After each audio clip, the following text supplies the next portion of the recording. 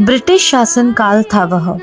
बिहार से संलग्न बंगाल की भूमि में अंग्रेजों ने कुल्टी नामक स्थान में एक लोहे का कारखाना स्थापित किया था।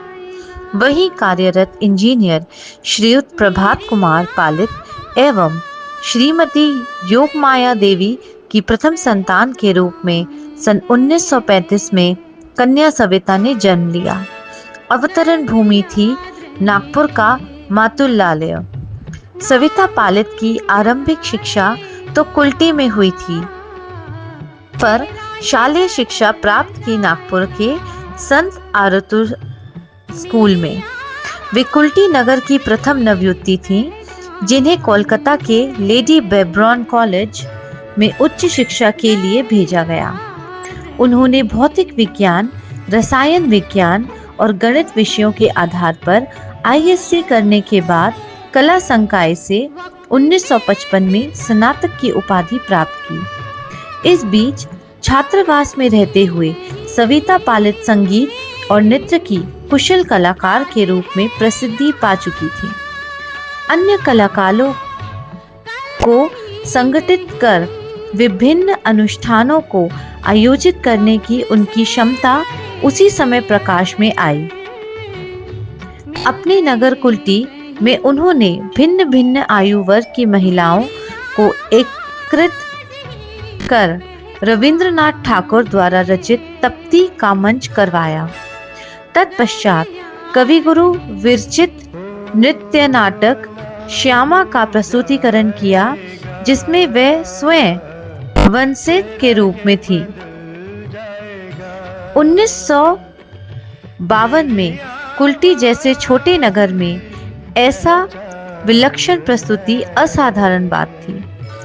उन्होंने विभिन्न भाषा भाषी कलाकारों को एक छत्र में लाकर प्रत्येक गीत एवं नृत्य का प्रशिक्षण देते हुए निर्देशन भी स्वयं किया था। वह प्रस्तुति बंगाल के अन्य स्थानों पर चर्चा का विषय बन गई।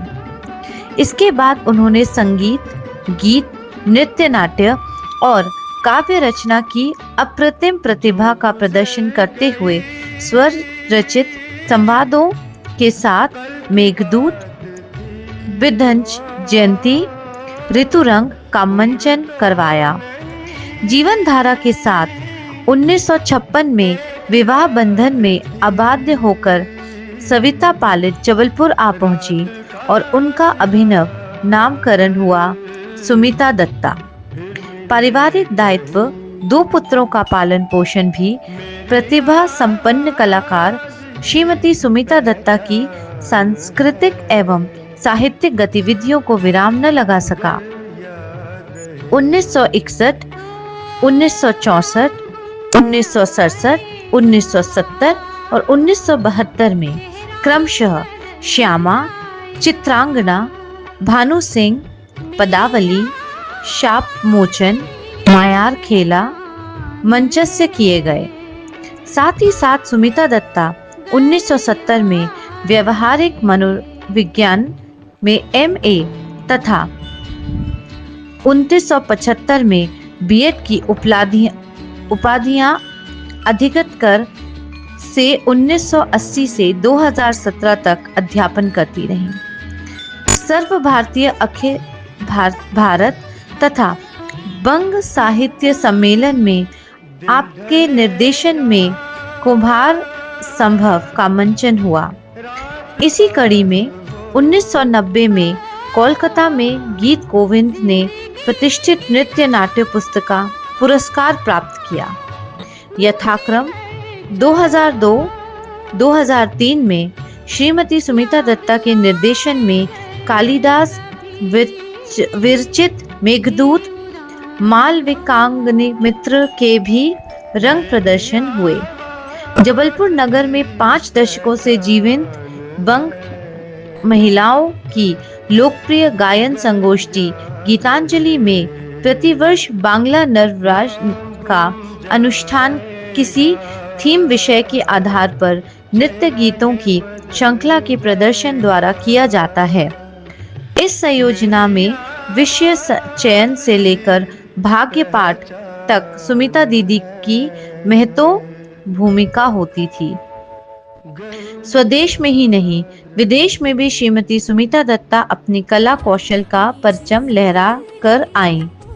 1980 में व्रतचारी नामक लोक नृत्य समूह के संग लंदन में अंतर्जातीय सम्मेलन में प्रतिभागी बनी। 2013 में रविंद्रनाथ ठाकुर लिखित शुद्धित पाषाण एवं 2017 में रक्त करवी का नाट्य रूपांतरण मंचित किया गया। बहुमुखी प्रतिभा की धनी सुमिता दत्ता के 2 काव्य संकल्प क्रमशः 2010 तथा 2018 वर्ष में प्रकाशित हुए, सकल रसेर धारा एवं कुड़िए नीलाम। 2010 में शिक्षा, साहित्य, संस्कृत के क्षेत्र में उनके अवदान को लक्ष्य कर उन्हें सर्व भारतीय पुरस्कार से सम्मानित किया गया था। 17 मार्च सन 2021 वे अनेकों मुखस्त कविताओं को मन ही मन गुनगुनाती हुई इहलोक की लीला समाप्त कर अनंत की यात्रा पर बढ़ गईं। प्रातः स्मरणीय श्रीमती सुमिता दत्ता सांस्कृतिक के साधकों के लिए एक दृष्टांत हैं।